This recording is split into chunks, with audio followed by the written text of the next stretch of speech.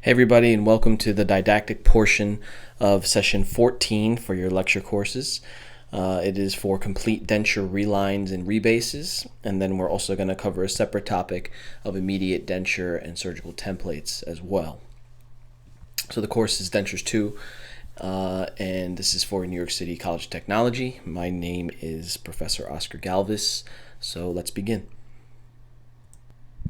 So to begin, we will talk about relines. So a reline is the resurfacing of the tissue side of a denture using new base material to make the denture fit accurately. The reline can represent a solution to two problems. One or both problems can exist at the same time. So the first problem is that the denture is unstable on the residual ridge. This is due to tissue and bone resorption that occurs in everyone. And especially in patients with ill-fitting dentures, right? The more that the denture rocks and wears, the faster the bone will resorb. So and the second problem is that patient's occlusal vertical dimension is showing progressive overclosure, right? Especially if the denture is made out of full of acrylic. If the teeth are acrylic, teeth wear, and as the teeth wear, occlusal vertical dimension is lost. So there are a number of acceptable ways to perform a reline. The two methods talked about in the Air Force Manual are the jig and the Flask method.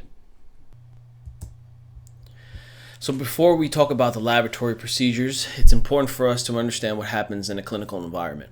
So for the clinical procedures, the clinical part of the reline procedure, the dentist must first modify the denture by grinding out tissue surface undercuts and uniformly reducing the flanges about 2 millimeters. And these follow the concepts of the use of a custom tray, because you will be using this denture, or the dentist or clinician will be using this denture as a custom tray.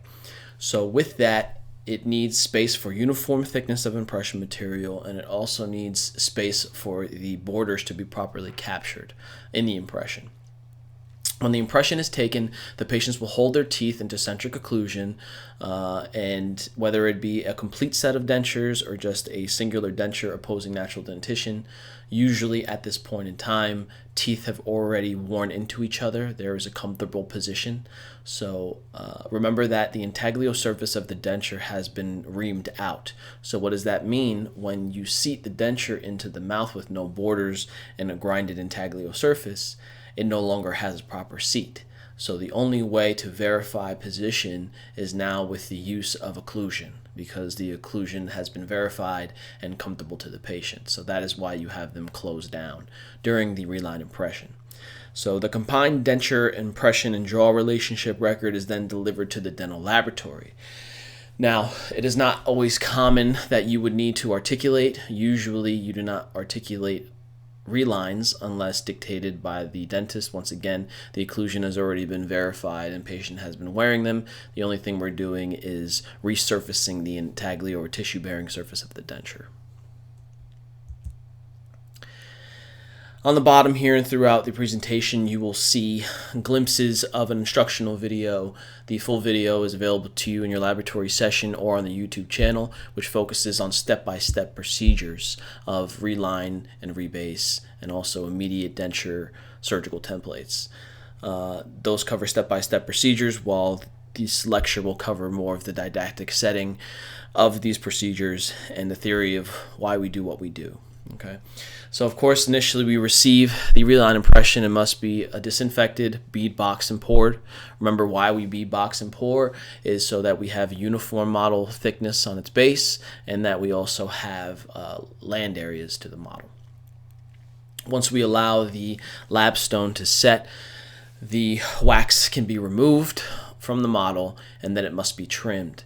It's important to take caution here, because if we trim, we have to remember that number one, the denture must stay secure to the model. It is our only base of the position of the denture in relationship to the tissue surfaces. And two, because there's a denture attached to the model, we don't want to overly trim and damage the denture. It is common that when not paying attention, you can grind away some teeth surfaces, and then you're going to have to do some massive repairs on top of the reline that you can't necessarily charge for, because you're at fault. The final step is to create some notches on the base of your model, just as if you were going to articulate it like a set of occlusal rims, right? So once again, the method we're directly talking about right now is the jig method. So you'll see the more common jigs that you may find in laboratories are the image to the top left, or even the one that is in the bottom video. They're both jigs, they just happen to be made by different manufacturers. You'll see that they have common parts. They're basically made in two halves and make use of a nut and bolt system. And they both have retention portions of them.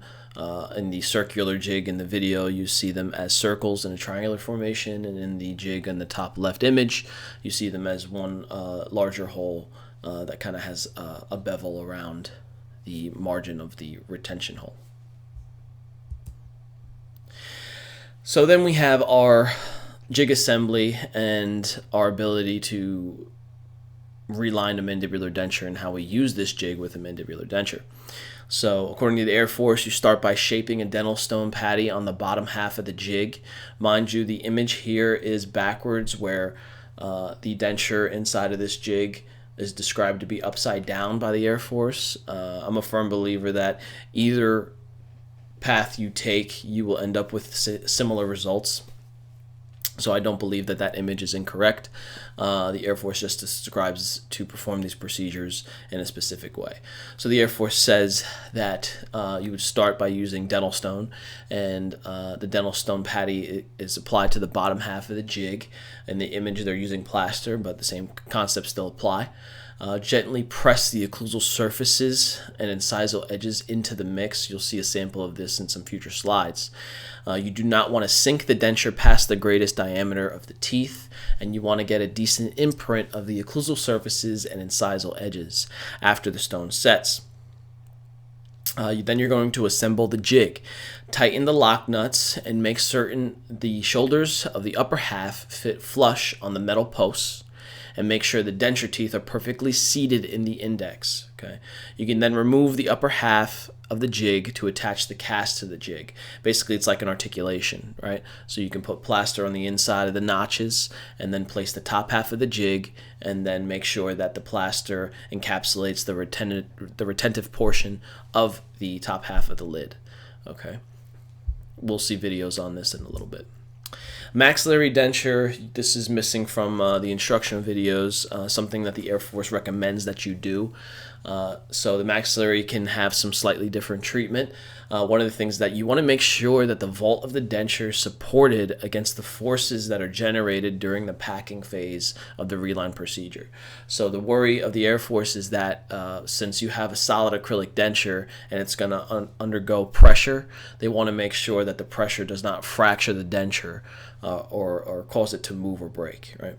So the Air Force tells you to block out all undercuts on the lingual gingival surface of the teeth and the palatal surface of the denture using a colored material that contrasts against the white and the pink surfaces. And then you're going to form a dental stone mound on the bottom half of the jig and fill the palatal vault of the denture with stone up to the level of the teeth. Okay. So the next procedures are going to be very similar to what we discussed before on the mandibular denture, where you're going to center the denture on the patty without burying the facial surfaces of the teeth. You want to make sure that the stone is a proper viscosity. You need it to be firm enough to hold the denture in place. You don't want to place the denture and it sink all the way down and cover all facial and buccal surfaces. So in the video, you'll see what you're looking for. After the stone sets, you can take the denture off of the index and remove every trace of blockout wax that may be there. And then you can seat the denture back into the index and sticky wax it down so it does not move, and then quite simply attach the cast to the upper half of the jig, and almost like an articulation like we spoke about before, like you see in the top right image. And in the video, once again, you can see how the denture is not completely sunken in. It is still being supported by the plaster patty or platform, and we can still see tooth structure there. So next you can remove the lock nuts. Obviously you must let the stone, plaster or dental stone, whichever stone that you're using to perform the jig assembly, allow it to set, and then we can remove the lock nuts and lift the denture out of place. Carefully separate the denture from the cast. Now that we have a matrix and everything's assembled, we can now take the impression off of the cast. Okay. If you're working on the lower retromylohyoid areas of the mandibular denture, lingual flange has the potential for big undercuts. So if it can't be removed without damaging anything, it's important that the model stays intact. Remember that the reline, you're applying new acrylic, and you have a new model that you can rebuild anatomical structures with. So if you need to retrieve the denture safely and you're worried about the model, you can cut flanges off of the denture. And when you cut, you can cut through the plastic to the impression material. Just be sure not to cut the cast. And when dealing with a maxillary denture, obviously we need to perform a posterior palatal seal. The Air Force discusses a lot of times that they want you to contact the dentist or allow them to cut posterior palatal seals. The concept here is that just like repairs, the denture must leave the possession of the patient in order for these things to happen. And a lot of the times, unless you are an in-house lab working directly with a clinician, the dentures have to leave the building. That means that a patient's usually without teeth for a day. Typical denture repairs and relines are done within the day, because leaving a patient without teeth is not the greatest thing. With that said, it would be almost impossible to get to this point in the procedure and then all of a sudden have to send your model work back to the office to have the dentist carve a posterior palatal seal for you.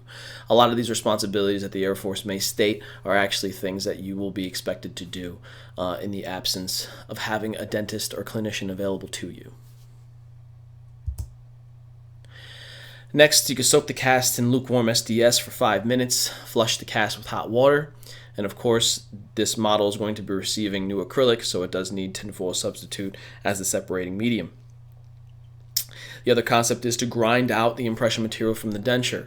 Once again, understand that there will be adhesive underneath the impression material, and the only way to relieve that adhesive is to grind the surface. Whether or not there is adhesive and it comes out clean, it's always in good practice to uniformly roughen the entire surface of the tissue of the denture, and if it wasn't done already, also remove the undercuts of the tissue surface.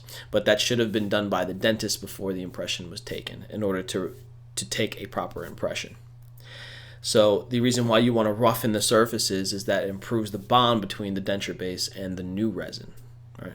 And it's also important to create a butt joint on the flange borders. That butt joint allows the denture to kind of have a finish line and allows the acrylics to blend together, rather than when you don't create a form of butt joint on the flanges, you could end up with large lines of demarcation. So when it comes to mixing cold cure acrylic for this type of procedure, the ratios are usually 2 parts polymer to 1 part monomer. Reason being is that the fluid consistency in the ratio is essential for minimum entrapment of air and good bonding to the denture-based material. You can put the liquid in a glass jar, slowly add the powder, swirl the jar around till the powder is saturated, and then use the spatula to apply the acrylics.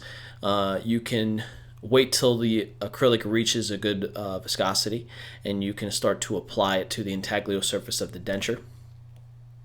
But also the Air Force talks about using this acrylic and applying it to the model in deep sulcus areas, any areas that you may feel the acrylic that's on the intaglio of the denture won't reach. You see in the demonstration here that it will be added to the posterior palatal seal area, which is a very important area that we need to make sure that we capture. So obviously you want to use disposable gloves whenever using acrylic, as we spoke about personal protective equipment in previous videos when we were handling acrylic. Still follows with this procedure as well. So first you want to allow the resin to gel until it no longer runs freely, and then you can basically place this jig assembly back together. Once you do that, you will have excess acrylic kind of flow over the dentures. It's important that you can use either a moistened glove finger or cotton tip applicator to kind of contour these areas. It's always harder to finish large amounts of gross excess with a burr rather than taking a tool with some monomer and removing any excess you don't need while the acrylic is still soft. You want to make sure that the acrylic's kind of blended in with the borders and that everything looks neat and clean as possible in this stage to reduce your finishing time. Once the assembly is put together, it can then be placed into a pressure pot. It's the same acrylic that you were using for tooth and fracture repairs. Therefore, you only need to put it in a pressure pot. Lukewarm water, about 110 degrees Fahrenheit. Once again, 15 pounds per square inch of air pressure, 15 psi, and for at least 10 minutes. This is an average. The acrylic you use will have manufacturer instructions that should be followed. And once that's finished, you can retrieve your denture from your jig assembly and finish accordingly. All these steps are identical to the traditional complete denture finishings that occur after selective grinding and denture recovery. If you need to brush up on any of these, you could please reference back to those sessions. But evidently what we're looking for is a complete denture that has minimum lines of demarcation. The intaglio surface has no porosity, no voids. Posterior palatal seal is present, and the polish on the denture is uniform, and the contours and the thickness of the denture base are all meet the adequate standards that we spoke about previously in finishing complete dentures. Next, we're going to talk about doing a reline procedure, but using it with a flask method. So all the procedures and steps are done the same. In my experience, I did perform a lot and still do perform a lot of heat cure relines, but it all is up to what the clinician prefers. Cold cure relines are very quick and they do suffice. I find heat cure relines do last longer given the properties of heat cure acrylic. However, you can use cold cure or heat cure methods when it comes to packing the denture. However, the Air Force does recommend using cold cure acrylic with the fear of dimensional stability of the pre-existing acrylic if it's inside a heated environment, right? Too much heat, it could warp the denture base, which is the fear of the Air Force addresses. But the techniques are still the same. So what ends up happening is you still receive an impression from a dentist with the denture, and you pour it up, right? You disinfect, you bead box and pour that impression. And as you see in the top image here, you end up with a denture with a model attached to it with a base, and you're going to flask the denture in the same way you would with complete denture techniques. The only thing that's not shown here is that it would be my recommendation that any impression material that is over the facial or buccal surfaces will be removed before you flask, right? Think about how flasking works. When performing your second half of the flask, the details that are picked up in the second half are then replicated in acrylic. So as you see in the image above, if this impression material remains on the facial surfaces, think about two things. One, how would you remove that material after you open your flask after boil out? And two is, once you remove it, there are now voids that are going to be filled in with acrylic, right? So think about all your procedures and the results of them as you move along, and think about what will give you the most optimal result. In this situation, once again, it's my suggestion that you remove all of that impression material that is on the facial or buccal surfaces. Once everything is flasked, to soften up the impression material, you can place it in boil water for about 4 minutes. This is similar to your boil out procedures, except there is no wax to be wax eliminated, so you do not need to put it in a boil out for a standard amount of time and boil out as thoroughly as you would if it was a regular complete denture. So once you have boiled out and separated the two, this is what you'll find. You'll see your impression material with your denture on one side of the flask, while you have your new reline impression models on the other side of the flask. Obviously, you're going to flush any debris away and give the cast to the dentist once again for placement of the posterior palatal seal. We already discussed how this isn't highly likely, given that if you are out-of-house lab not working side by side with a clinician, it would be nearly impossible for you to be able to get this to them in order for them to carve your posterior palatal seal. So you will need to use those anatomical landmarks to dictate and determine where the seal should be. So on return, you can paint the tinfoil substitute on your gypsum wherever the acrylic is going to be added to. And of course, you need to grind out the impression material just as you would using the jig methods. So in the image there, you can clearly see the blue adhesive. And once again, you must grind out not only the impression material, but the adhesive.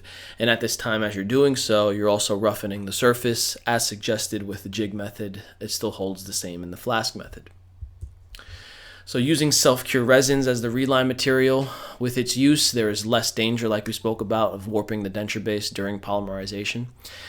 Be sure the mold is cold before packing. Mix the acrylic resin according to the manufacturer's instructions. Once again, you're going to moisten the side of the denture with monomer to have better bonding to the new acrylic. And there's a relatively short working time with self-cure resins, so work efficiently. Ensure to at least get one trial pack out of it before it becomes too solid. You can bench cure the resin in the flask press for about an hour, and deflask it, finish it, and polish it as you would any other normal conventional denture. So now that we've talked about our relining procedures and our two different methods of using a jig and a flask, now we could talk about a different procedure called a rebase. Okay, so what exactly is a rebase? According to the Air Force manual, rebasing a denture involves refitting the denture using a corrective impression, just as a reline does, and replacing all of the denture base material with new acrylic resin. It can be done for those dentures whose base materials are discolored after being used for years, or for dentures that have been repaired several times. So the image kind of gives you an overlay of how a reline is just the resurfacing of the intaglio or tissue-bearing surface of the denture, while a rebase is the entire restructuring and a brand new complete denture base. So considerations. Because the denture base material is completely removed in rebasing, there must be a means of maintaining the relationship of the teeth to each other and to the ridge while the denture teeth are without support. So articulators are extensively used for this purpose, but their parts occasionally move or bend. So the Air Force recommends that you make use of a rigid reline jig. So a very common reason to perform a rebase is actually to be done when there are processing errors. The ability to do a rebase on a denture that's currently being worn, it's highly unlikely that a denture base has received so much wear and tear on the base itself, but not the teeth. So for that reason, most of the time, a new denture would be fabricated. However, there are circumstances where sometimes patients love their teeth, the occlusion is good, or the aesthetic value of the teeth has held up, but the denture base just needs to be replaced. It does occur, however, these things are far more common for the need to proceed with a denture rebase. So some of the reasons here when you troubleshoot your denture base, porosity is a big one, right? So figure 1, 2, same denture, porosity, right? So this is due to a plethora of factors here. In figure 3 and 4 also you have a porous denture and also missing borders. So in these scenarios, you just use the freshly purchased card of teeth to make these complete denture sets, and now you ended up with dentures that don't have proper bases. So would you just reset and start from scratch? Of course not. There are ways to maintain the tooth position, however, achieve new acrylic, which is in the form of a rebase. So porosity we have here, it talks about what are the reasons for porosity. So you can have insufficient pressure in the mold, packing the resin dough before it's ready, improper temperature and time control during the curing process, excess or insufficient monomer in the mix, acrylic thickness is too great, or underpacking, which is definitely what happened in figure 3 and 4 because the acrylic never contoured into the empty cavity fully. Right.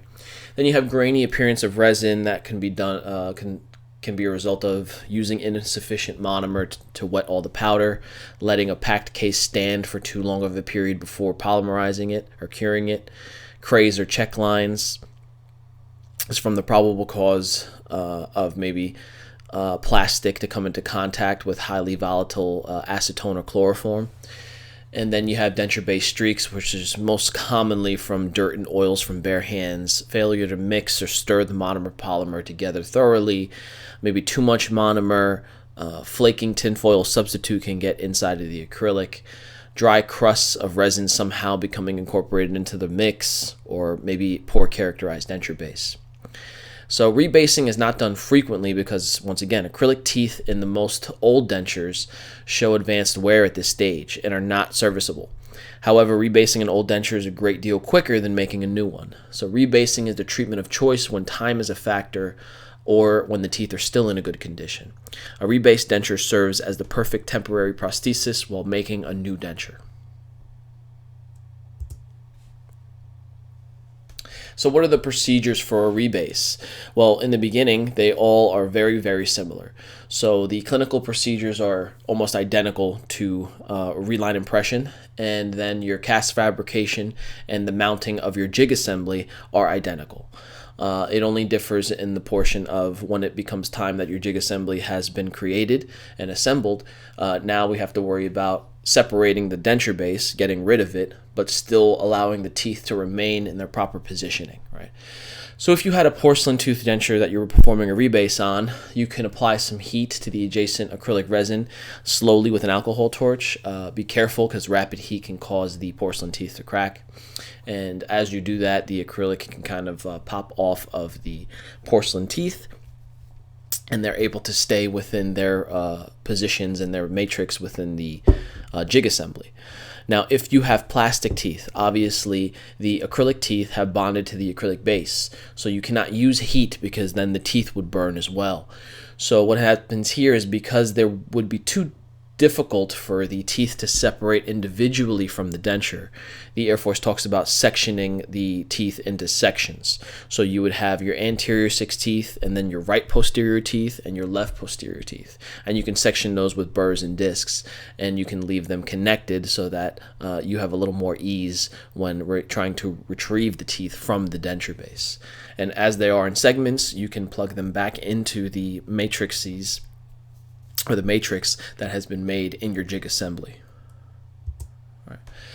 So what the Air Force tells you to do is basically what you visually would have in front of you is a jig assembly, just like you used for a reline, and all you have is teeth sitting into the matrix in the plaster putty or platform.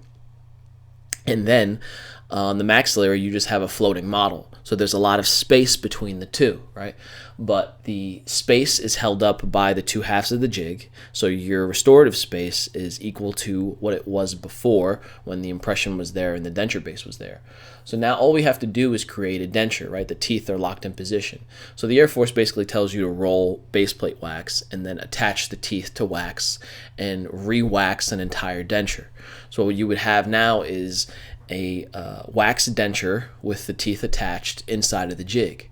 Once you contour the denture base and do everything you have to do, you can then remove the jig assembly, and now you have a complete wax denture in front of you that holds the proper vertical dimension and tooth placement that once was. And from this step forward, you can perform all of your standard procedures when it comes to packing and processing a denture, because now you have a fully waxed and contoured denture once again with the teeth in its proper place. So you can flask and boil out, and the image that's seen here on this slide shows you what that would look like. So this slide is actually a slide of figure 1 and 2 during the reline. So I had taken this denture, I had all the structures present, so I knew that I did not necessarily need to grind and re-wax the denture. I processed it, I flasked it, and then I boiled it out, and while the flask was split open, I then took a burr and grinded off all of the denture base. So now the only thing left inside of the flask are the teeth still connected in their proper position, and it's as if I boiled out the denture, right? So now it's quite simple. All we need to do is to follow our standard procedures when packing a denture, and then when we're finished, we will have a denture that is fully processed with brand new acrylic, and the teeth are still in the same exact location that they were in reference to the denture base and the tissue surfaces. So that is the real purpose of a rebase, and why you would really do it. And once again, it's more commonly used to fix some human error, right? Sometimes we just miss the mark with our packing procedures. Acrylic's not mixed properly, and porosity does happen. And in the unlikelihood of it happening, a rebase procedure can save the case for you without having to start from the beginning. So now that we have covered the reline and rebase procedures, that will stop our journey towards our complete denture course. So we covered everything from waxing for finish, flasking, boil out procedures, packing, processing, deflasking, selective grinding, denture recovery, finishing and polishing the denture, including tooth repairs, fracture repairs, relines and rebases, all things that can occur within a complete denture environment. So now I want to switch gears and talk to you about a course that occurs next semester as a elective, and that is your Dentures 3 course, which includes immediate denture fabrication. And with that, I'd like to talk to you about fabricating immediate denture surgical templates. And the reason why this is included in this lecture is that I wanted to be sure that we covered things to kind of grab your interest for the following course. It is an elective, so this will kind of give you some basic knowledge on what you could be doing in that course, as well as cover some of the mandatory prerequisite requirements for CODA in teaching you about surgical templates. So, with that said, let's talk about immediate dentures. Now first, let's discuss what exactly is an immediate denture. So an immediate denture, according to the Air Force, is constructed to completion before all the natural teeth have been extracted. The denture is inserted immediately after the last extraction. Construction of the immediate denture can be started with any number of teeth present in an arch. More commonly, construction is begun with only anterior teeth remaining in the affected arch. Usual practice is to extract all the posterior teeth first and wait about 6 weeks for healing. Generally speaking, if there are fewer teeth removed at the time of insertion, there are greater chances of success. The principle behind the immediate denture construction is that a cast of the patient's mouth with its natural teeth present is sculptured into a shape that represents the dentist's best guess as far as what the residual ridge will look like after the teeth are extracted. The immediate denture is made on the modified sculptured cast. And there's a few things that I want to cover here just to get a real-life account of immediate dentures. It is extremely common that immediate dentures are not done in sections. As you see in the video I'm about to show you, patients usually present with multiple teeth that are periodontally involved, and in order to save their oral health or to improve their oral health, they will need multiple extractions at a time. It is rare that you would hold off on extracting these teeth because the longer infections are within the mouth, the worse it is for the patient's health. With that said, the newer constructs and ideas and methodologies include full mouth extractions, even bone modification, and implant placement with immediate load prosthetics on the same day. So in today's dentistry, things are done very differently, and there are a little more eager, and I think we're a little more experienced as to how extractions work and how the body heals, and that's why now dentistry has kind of put the pedal to the floor, really, and has been able to do these things rather than the old mindset of even performing an immediate denture and extracting in sections, which doesn't really exist in today's dentistry world. But immediate dentures still do exist, and the methods are still very similar to how the Air Force describes them. In the image to the right, we can see that you have 6 anterior teeth that are being extracted by the dental technician. And you can see that they're numbered. The Air Force does do them in patterns. We will go through all that in your immediate denture course. But let's just talk about the basics of how an immediate denture works, and we'll get into the more detailed accounts in the course itself. So initially how it works is that a patient presents themselves with failing dentition, like you see in this video. And a fun fact is that if you decide to take this course as an elective, the pictures and instructional videos that come with this course and models you will be working on are this actual case. This is a live case that I performed personally, and I was able to duplicate the models, and this is something that you will be doing on this exact case within the course, so it would be kind of cool for you to see the visuals of the case as it goes through its fabrication processes, and you can do the same. So with that said, this patient presented with an extreme case of periodontal disease. He has some abscesses and some infections. You can see the calculus buildup.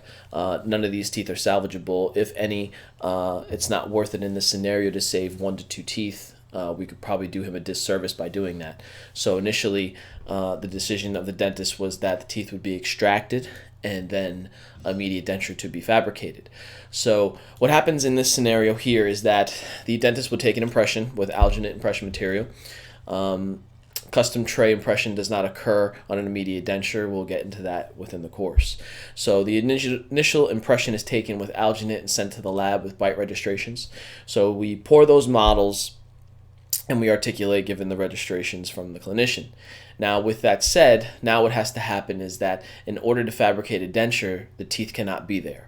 So as we spoke about, and as you've seen the image of in G and H, the teeth are extracted one by one. It is my preference to then perform this setup in sections. I always leave a point of origin to allow me to follow and be able to see where the teeth once were, and this makes it more accommodating to the patient to get used to their new prosthetic, right? Whenever you change a patient's tooth position in a prosthetic, the more you change it, the harder it is for them to get used to, especially when it comes to complete dentures.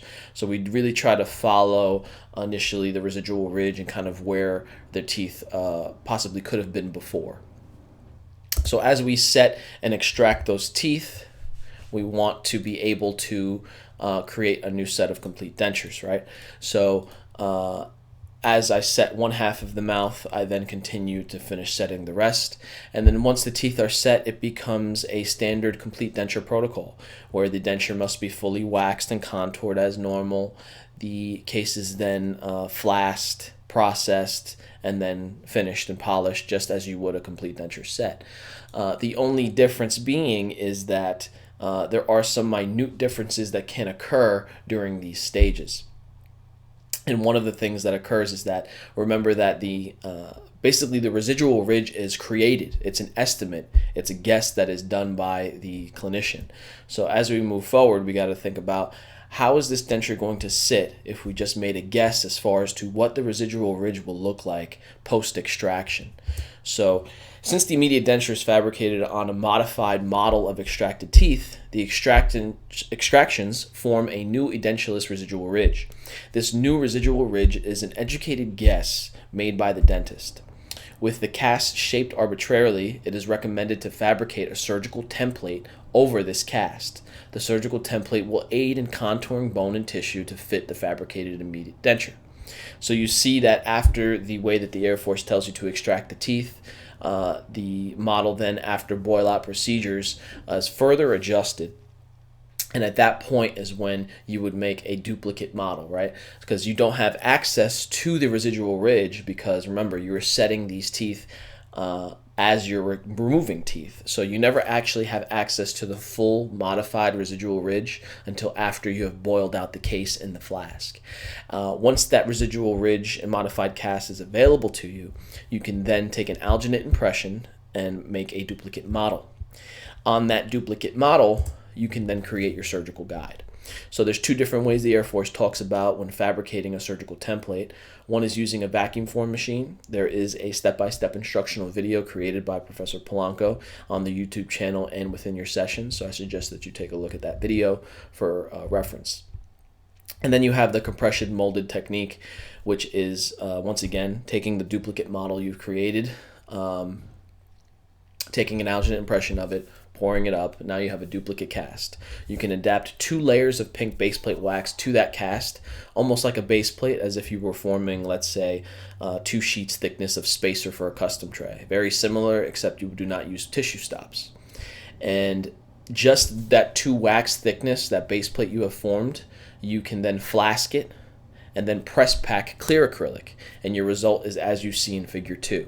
The left image is your clear base plate that you've packed and processed in clear acrylic, and to the right is the immediate denture. And you can see how the intaglio surfaces are identical, which means that this clear surgical template can be inserted during the surgery, and it can aid the dentist or clinician or surgeon in kind of visualizing, do I need to remove any extra bone? Is there tissue preventing the denture from seating? They can use the denture, like it said in the Air Force, to shape the tissue before inserting the final denture. So the surgical template is very important, since the extractions on the model are arbitrary, right? They're all estimated. So the surgical template, especially if there's a lot of teeth being extracted, is very helpful during the insertion of the final denture. So I hope that gives you a basic overview into immediate dentures and surgical templates for immediate dentures. It gives you a little thought process as far as what you can expect to see next semester if you do enroll into the immediate course. We'll also be covering, hopefully, hater bars and locator dentures as well. So with that said, that will complete this lecture. The reading assignments for this week are page 343 and then 353 to 358. Be sure to brush up on some immediate denture information. It may help you with understanding the surgical template a little better. And if you have any questions on any of the content, please feel free to reach out. And look forward to our next session. Have a great day.